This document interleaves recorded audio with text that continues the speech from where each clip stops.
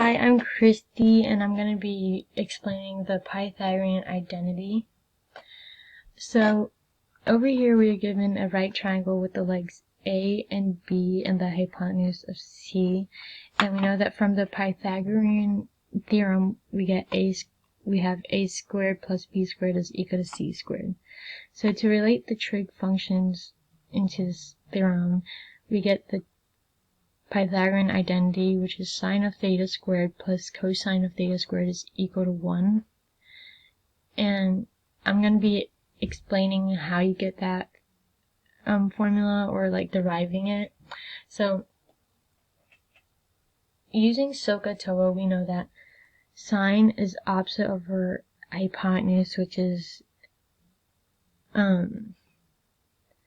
b over c, and cosine is adjacent over hypotenuse, which is a over c, and we can see that here if we use this angle.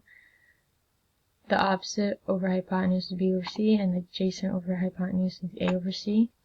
So to plug these trig functions into the identity, we get b over c squared plus a over c squared, and that's just b squared and then over c squared plus a squared over c squared, and to simplify that you get b squared plus a squared over c squared. And we know that from the Pythagorean theorem, b squared plus a squared is just equal to c squared, and then you can just bring over the denominator, so c squared over c squared is just equal to 1. Now we can use the Pythagorean identity for like situations when you're given sine and you're trying to figure out cosine, or when you're given cosine and you're trying to figure out sine. And that's what the Pythagorean identity is used for. So in example 1 here, we have that the angle is located in quadrant 3 and cosine is equal to negative 13 over 15. Now to do this, we'll just plug what we're given into this identity over here.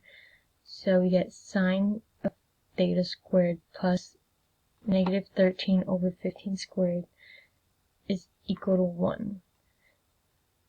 You see, we just plugged cosine into cosine here and then squared it because of the identity.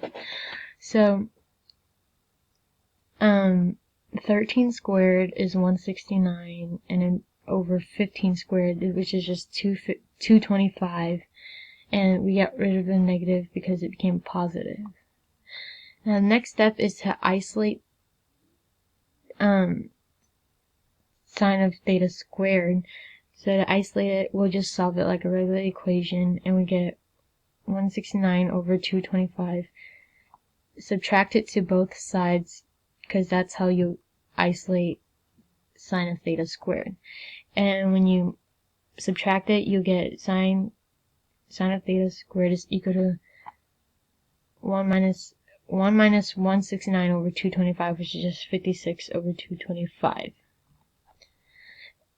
And then you still have this, sine is still squared on this side, so we want to get rid of the square, sine squared.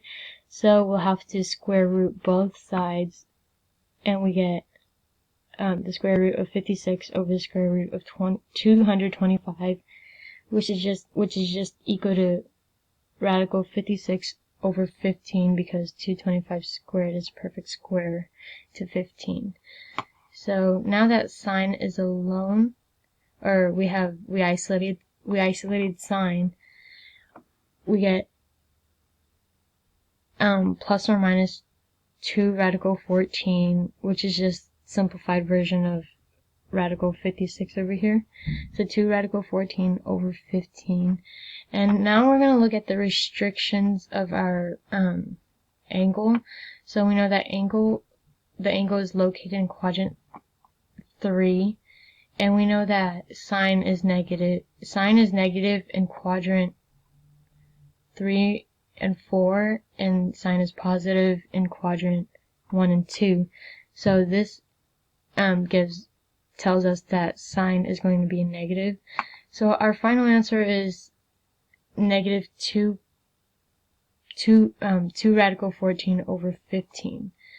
See, if it said that, let's say this was quadrant 1 or 2, sine would be positive, but since it's 3, it's negative.